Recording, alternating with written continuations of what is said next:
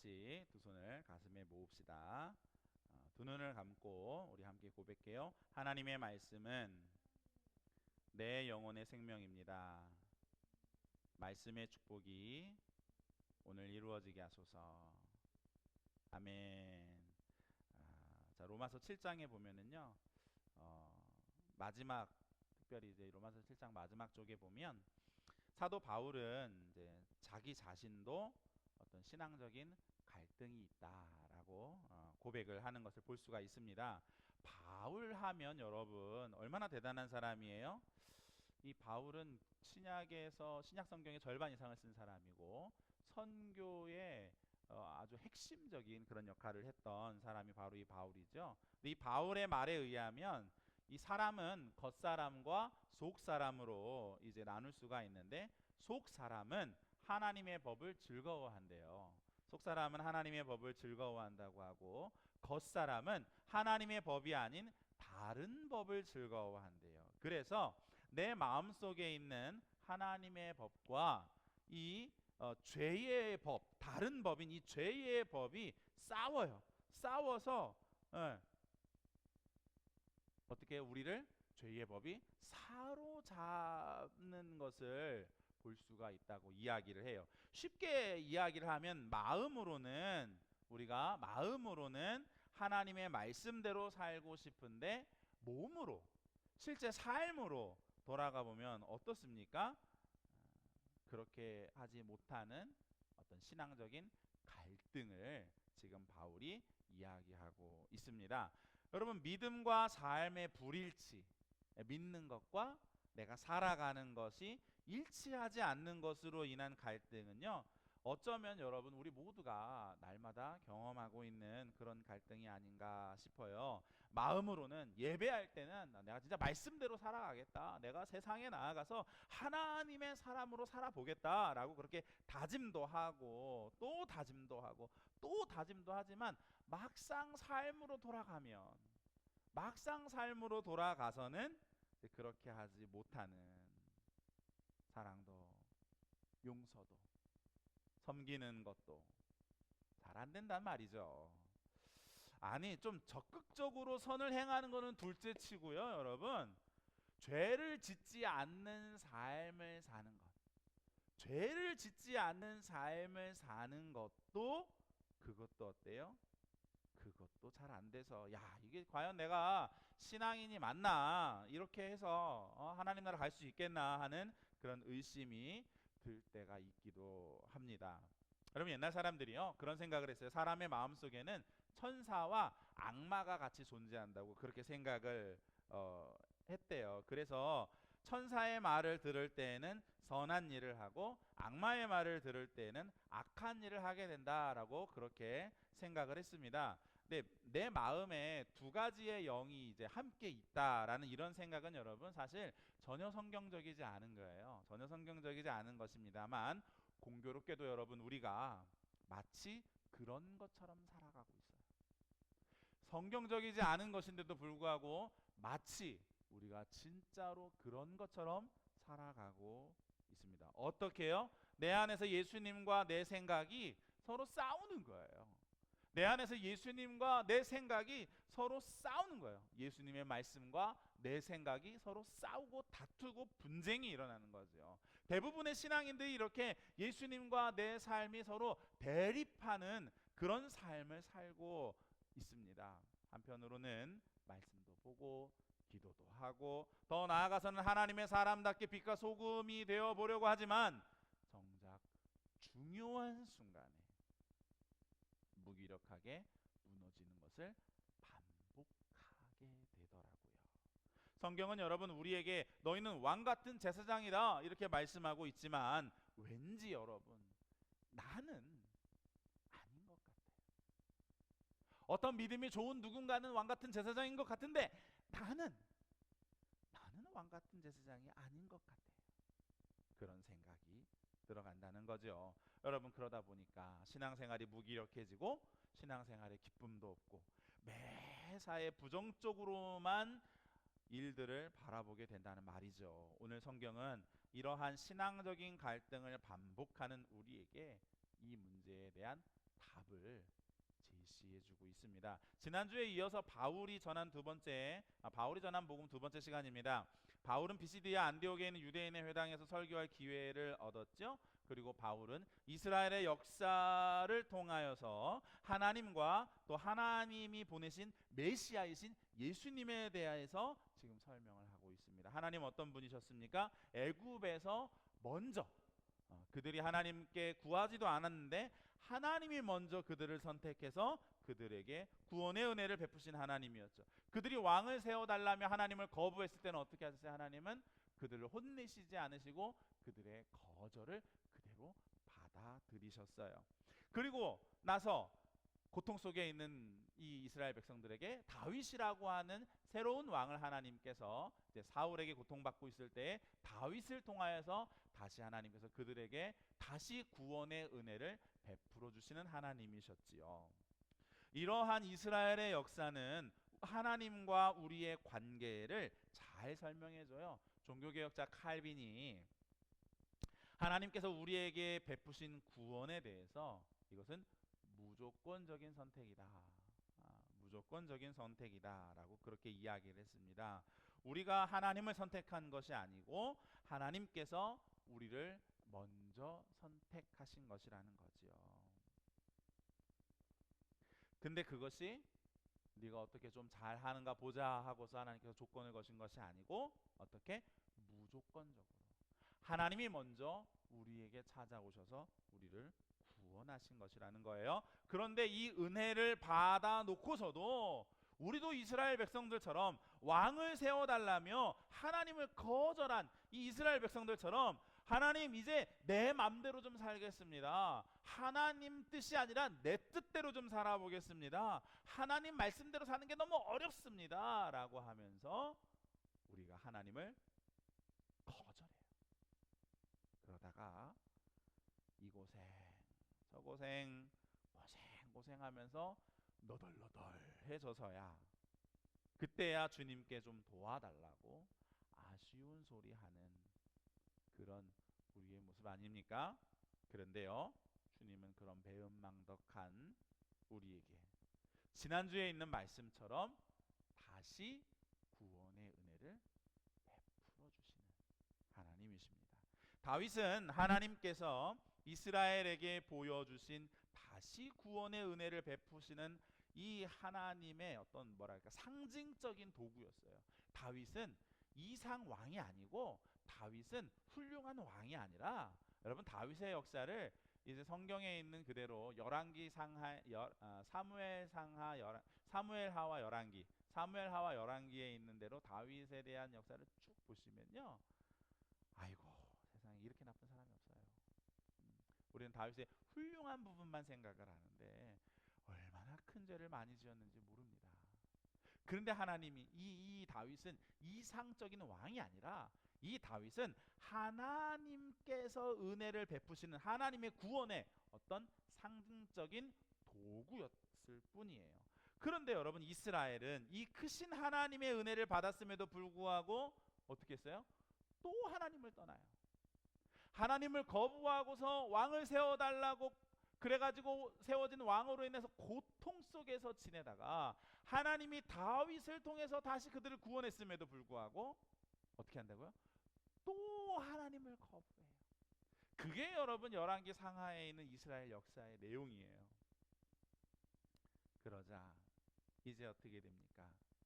결국은 하나님께서 이스라엘을 떠나시고 이스라엘은 바벨론의 포로로 잡혀가게 됐어요. 그 후에 하나님께서 이스라엘을 이제 다시 70년 포로기 이후에 세워주셨잖아요. 다시 세워주셨는데 그때에 왕을 세우지 않으셨습니다. 독립국가를 만들지 않으셨어요. 오히려 하나님은 예수님을 통해서 영적인 이스라엘을 세우셨어요. 영적인 이스라엘을. 오늘 바울이 이러한 하나님의 역사가 하나님께서 이스라엘에게 주신 그 구주이신 예수 그리스도를 향하고 있다. 이스라엘의 역사가 예수 그리스도를 향하고 있다라고 바울이 지금 말하고 있습니다. 그래서 바울은요, 세례 요한이 예수님을 어떻게 증거했는지를 먼저 이야기를 하고 있는데요. 요한의 이 말들, 요한의 말들을 우리가 가만히 보면 신앙적인 갈등 속에서 살고 있는 우리는 오늘 살고 있는 오늘 우리에게 요한은 좋은 방향을 제시해 주고 있습니다. 요한이 두 가지 이야기를 했어요. 요한이 두 가지 이야기를 했는데 첫째는 무엇이냐면 나는 아니다입니다. 나는 아니다. 수많은 사람들이 요한에게 와서 회개의 세례를 받았습니다. 회개의 세례를 받았어요. 혹자들은 요한이 마치 구약에서 약속하신 메시아라고 그렇게 생각을 했어요. 그런데 요한은 분명하게 이야기합니다. 나는 아니다. 나는 아니다. 오늘 본문 25절에 보니까 요한이 그 달려갈 길을 마칠 때에 말하되 너희가 나를 누구로 생각하느냐? 나는 그리스도가 아니라 내 뒤에 오시는 이가 있으니 나는 그 발의 신발끈을 풀기도 감당하지 못하리라 하였으니. 할렐루야. 아멘. 사람이요 인기를 얻으면 흔들리기 마련이지 않습니까? 그런데 요한은 어떻게 이렇게 분명하게 나는 아니다, 나는 그리스도가 아니다 라고 그렇게 말할 수가 있었을까요? 여러분, 세례 요한은 그렇게 성경에서 주목받는 그런 인물은 아니죠.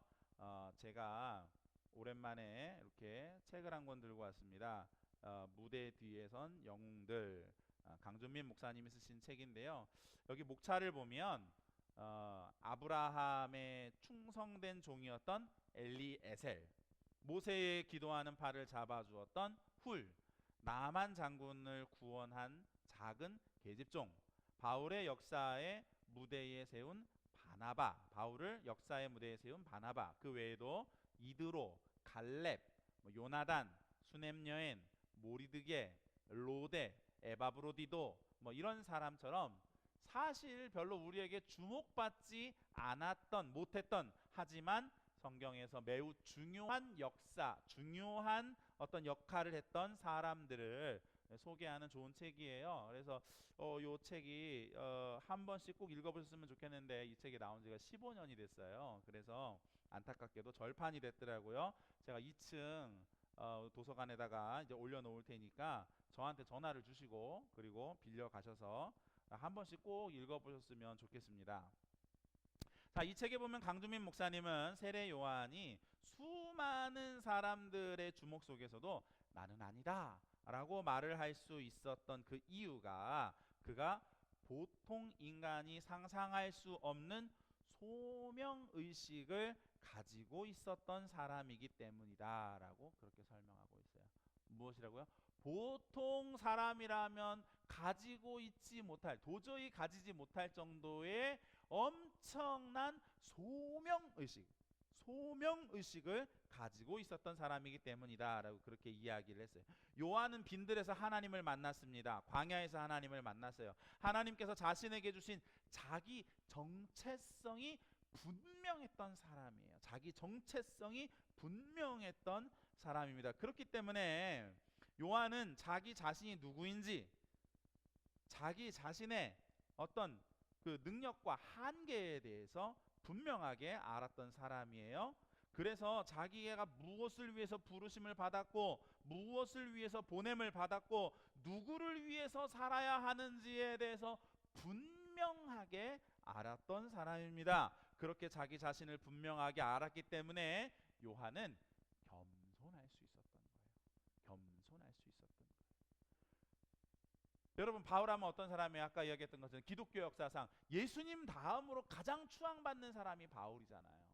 예수님 다음으로 가장 추앙받는 사람이 바울이에요. 신약 성경의 절반 이상을 기록했죠. 초대 교회 선교의 핵심적인 인물이었죠. 바울이 얼마나 많은 교회를 세웠습니까? 바울이 얼마나 많은 교회를 세웠어요?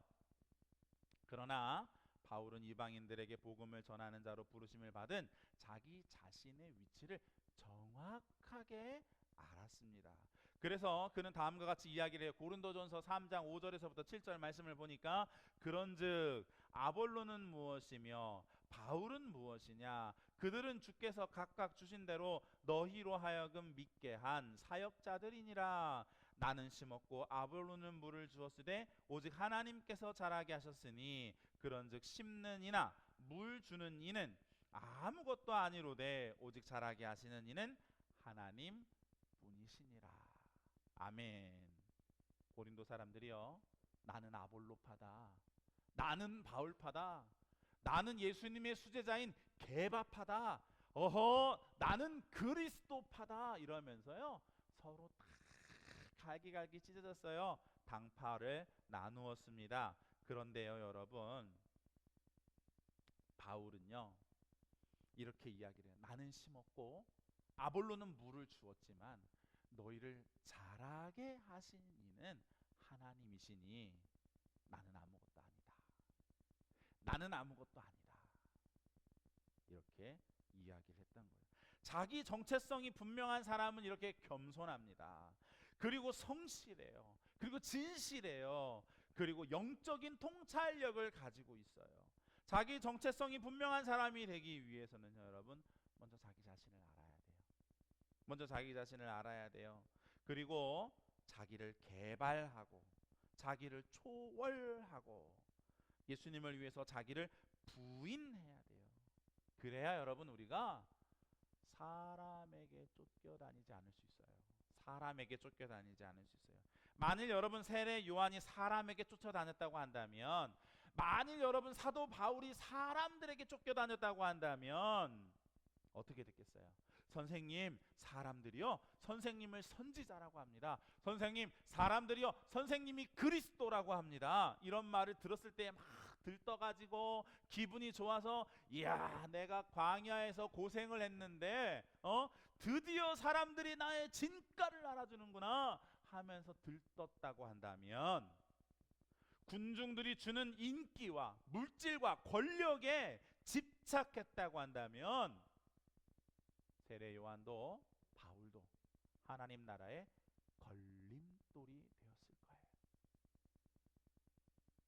쫓겨다니는 사람에 대해서 강준민 목사님 이렇게 이야기했어요. 지나치게 바쁘거나 지나치게 사람들 사이에 있기를 원하는 사람들을 조심하십시오. 쫓겨다니는 사람은 홀로 있는 시간을 갖지 못합니다. 광야에서 하나님의 음성을 듣는 시간을 갖지 못합니다.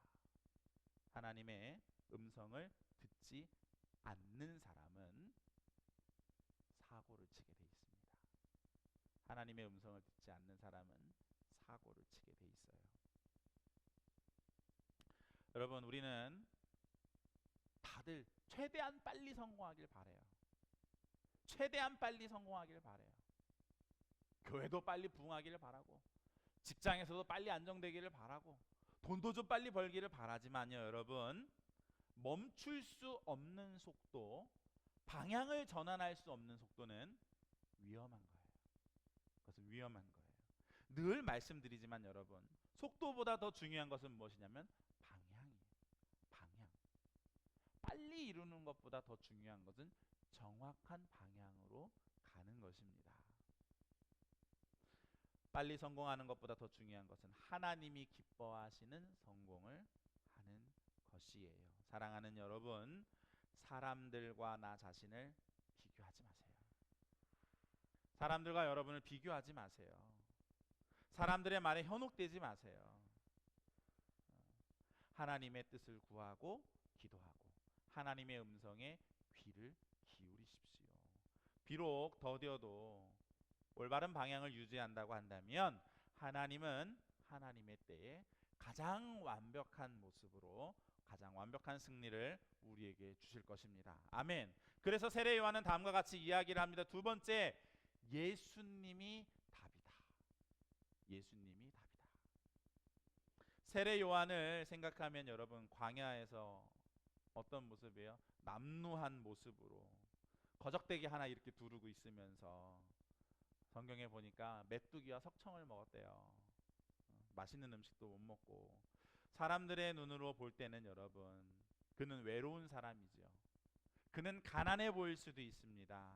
그는 사람들의 눈으로 볼 때에 실패자처럼 보일 수 있습니다. 그러나 그의 내면에는 세상의 그 어떠한 기준에도 굴복하지 않는 내면의 당당함이 있었어요. 평화가 있었어요. 마음에 화평과 기쁨이 있었습니다. 항상 그는 이 기쁨과 화평에 충만한 사람이었지요. 왜 그렇습니까? 왜요? 요한은 예수님이 하나님께서 이스라엘에게 주신 유일한 답이라는 사실을 요한은 알고 있었기 때문에 그래요. 요한은 알고 있었기 때문에.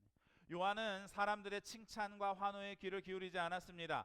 요한은 오직 빈들에서 세미한 음성 가운데에 함께 하시는 하나님의 목소리의 귀를 기울였어요. 누가복음 3장 1절에 보면 여러분 이 당시에 황제의 이름이 나와요. 어떤 황제가 있었고 그 다음에는 총독의 이름이 나와요. 빌라도 총독이 다스릴 때에 그 다음에는 헤롯과 함께 그 지역을 다스리고 있었던 4명의 분봉왕들이 있었는데 그 분봉왕들의 이름이 쭉 나옵니다. 누가 어디를 다스리고 이러면서 분봉왕들의 이름이 장황하게 나와요. 1절을 그렇게 마치고 그 다음에 이제 대제사장들의 이름이 나와요. 2사람의 이름이 나와요. 안나스와 가야바가 2절에 보니까 안나스와 가야바가 대제사장으로 있을 때에 하나님의 말씀이 빈들에서 사가랴의 아들 요한에게 임한지라 라고 이렇게 누가복음 3장 1절 2절 말씀이 되어져 있는데요. 제가 대학교 다닐 때에 숭실대학교에서 구약을 가르치시는 김혜권 교수님이라는 분이 계시는데 이 김혜권 교수님이 이 장면을 이제 설교하시면서 누가가 하나님의 말씀이 황제에게도 아니고 분봉 왕들에게도 아니고 또 대제사장들에게도 아닌 빈들의 하나님의 말씀이 임한 광야에 하나님의 말씀이 임한 것을 강조하고 있다라고 그렇게 말씀하신 것을 들었어요. 여러분 한때 우리나라에 번영의 신학이라고 하는 것이 유행을 했습니다. 혹시 들어보신 적이 있는지 모르겠어요. 지금도 이 번영의 신학이 많은 영향을 끼치고 있는데요. 번영의 신학은 좀 간단하게 설명을 하면 더 잘 아실 것 같은데요. 하나님을 믿으면 복을 받고 그 복을 받기 때문에 성공할 수 있다. 번성할 수 있다. 이런 주장이에요. 핵심적인 좀 단순하게 이야기를 했지만 핵심적인 주장이 이렇게 이야기할 수가 있습니다. 맞는 말이죠? 맞는 말이에요. 하나님을 믿으면 복을 받고 성공하고 번성할 수 있다. 맞는 말이에요. 그런데 이게 맞는 말이면서 또한 틀린 말이에요. 조금 더 제가 엄격하게 엄밀하게 이야기를 하면 이것은 맞는 말을 틀리게 한 거예요. 맞는 말이라고 다 맞는 게 아니에요. 맞는 말을 맞게 해야 되는데 맞는 말을 틀리게 한 말이에요. 왜 그러냐 하면 하나님을 믿으면 복을 받고 그래서 인생에서 성공도 하고 번성도 할 수 있다는 것이 맞는 말인데 그런데 이 번영신학은 그래서 그렇게 성공하는 결과에만 초점을 맞추게 된다는 거예요. 성공하는 것만 초점을 맞추고 주목해 버리게 되는 것이 문제입니다. 하나님이 복을 주셨다고 말을 하지만 이상하게도 하나님은 쏙 빼버리고 성공만 강조해서 성경을 읽을 때에도 성공을 위해서 성공을 읽고 기도할 때에도 성공하기 위해서 기도하고 그래서 세상에서 성공하는 것이 믿음이 좋은 것처럼 착각하게 만들어버리는 거죠. 착각하게 만들어버리는 거예요. 그러나 누가복음을 쓴 누가는 당대에 가장 성공했다고 하는 사람들 황제 얼마나 성공했어요? 총독 이 정도만 돼도 얼마나 성공했어요? 분봉 왕이에요. 그 지역에서는 왕의 역할을 하는 사람 얼마나 성공했어요? 딴 얘기이지만 또 대제사장들도 유다에서는 거의 최고의 권력이었으니까 성공한 사람들이죠.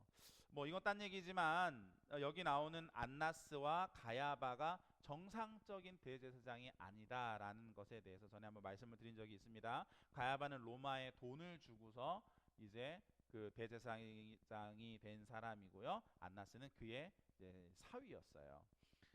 불법적으로 대제사장을 이제 두 사람이 지금 겸직을 하고 있는 그런 상황입니다. 세상에서 성공하기 위해서 안간힘을 쓴 사람들이 바로 이 사람들이에요. 소위 그렇게 해서 성공한 사람들입니다. 그렇죠? 성공한 사람들이에요. 그런데 하나님은 그들이 아니라 어디를 주목하셨다고요? 빈들을 주목하셨다고. 어디를 주목하셨다고요?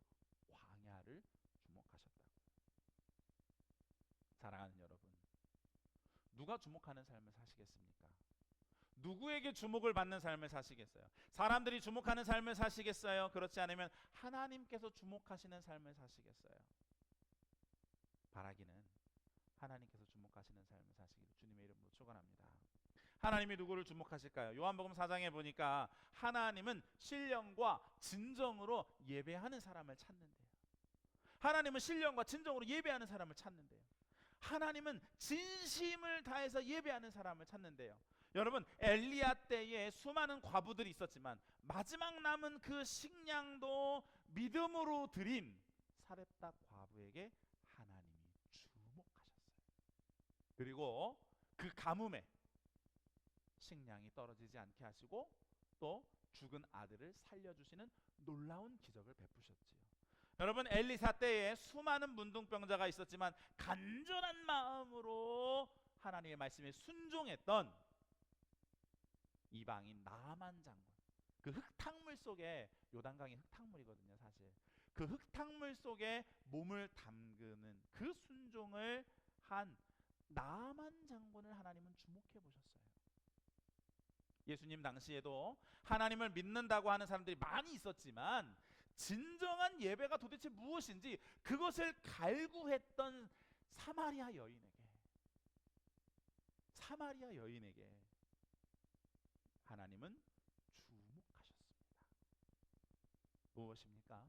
하나님을 향한 믿음의 순종, 예배를 향한 열정, 하늘에 계신 하나님의 축복이 우리가 살고 있는 이 땅에 임하게 하는 계기, 열쇠가 무엇이냐면 믿음과 순종과 예배를 향한 열정인 거예요.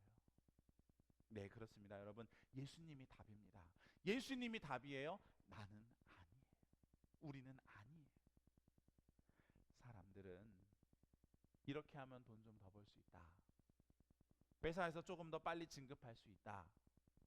장사해서 이윤을 더 남길 수 있다. 세금 조금 덜 낼 수 있다.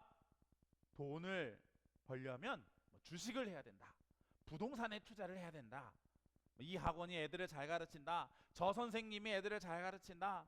요즘은 뭐 해외여행을 못 가니까 또 울릉도가 뜬다고 하더라고요. 울릉도가 국내 여행지로 뜬다고 하더라고요. 해외여행을 못 가니까.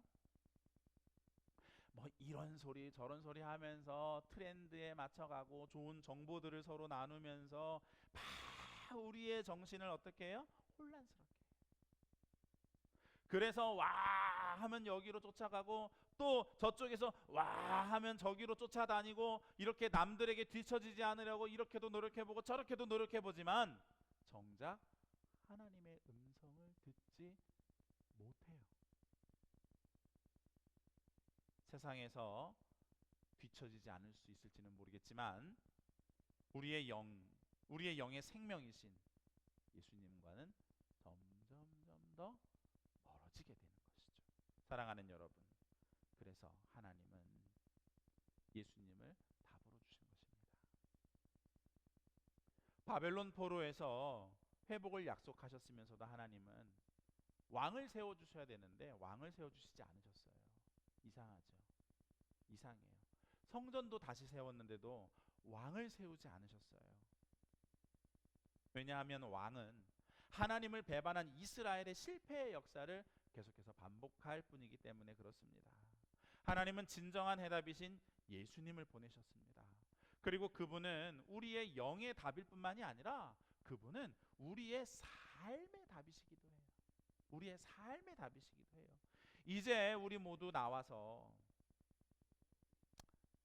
나와 예수님이 대립하는, 나와 예수님의 생각이 대립하는 삶을 벗어납시다.